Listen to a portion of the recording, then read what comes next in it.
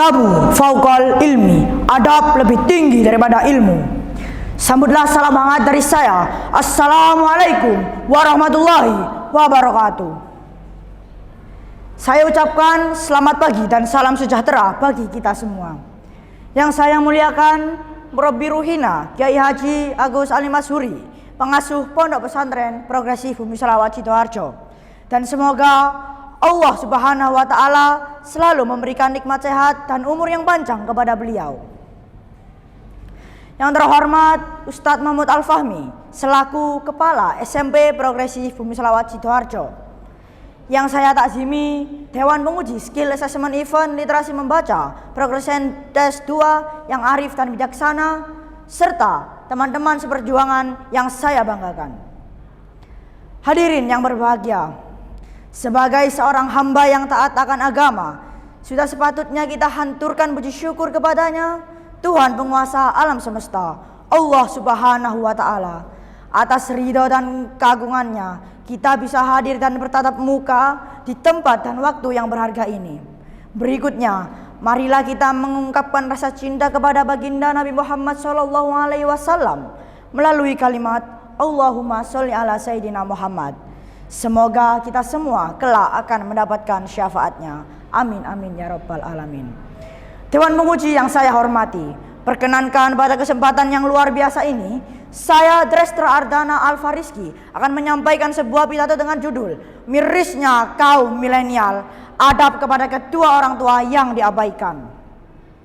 Dewan Penguji yang saya takzimi dan teman-teman yang saya banggakan, coba kita lihat, saat ini negara kita tengah menghadapi banyak sekali krisis dan undurnya adab seorang anak. Salah satunya adalah adab kepada kedua orang tua. Hal itu disebabkan oleh banyak hal, seperti perkembangan dunia digital yang sangat pesat dan pergaulan bebas yang tidak mampu difilter dengan baik oleh para generasi muda Indonesia. Bahkan saat ini banyak sekali anak yang berhasil sekolah tinggi, bahkan memiliki kecerdasan yang luar biasa, namun memandang rendah orang tuanya sendiri. Padahal orang tua yang membuat kita berada di kehidupan ini dan perjuangan mereka dalam menghidupkan kita bagaikan cahaya yang tidak akan pernah hilang. Bahkan untuk mengandung dan melahirkan sekalipun, ibu kita harus bersusah payah selama 9 bulan lamanya, menahan rasa sakit yang luar biasa. Ibu mempertaruhkan nyawanya. Inilah pahlawan yang sebenarnya, pahlawan yang membantu revolusi anak-anak sehingga mereka menjadi generasi bangsa yang luar biasa. Apa yang dimaksud dari generasi bangsa yang luar biasa ini? Generasi bangsa yang luar biasa adalah mereka yang ingin berbakti untuk agama, bangsa, dan negara.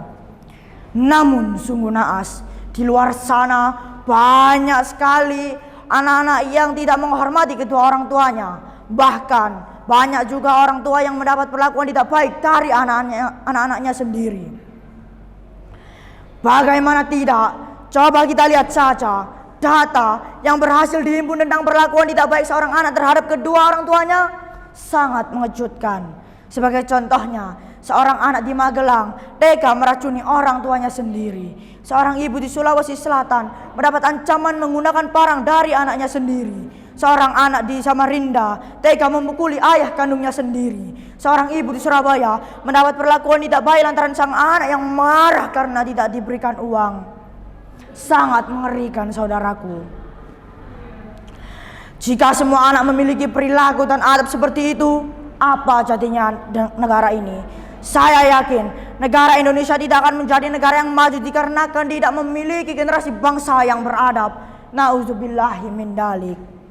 Melihat berbagai fakta negatif yang ada, lalu bagaimana kita sebagai seorang santri memuliakan dan beradab kepada kedua orang tua?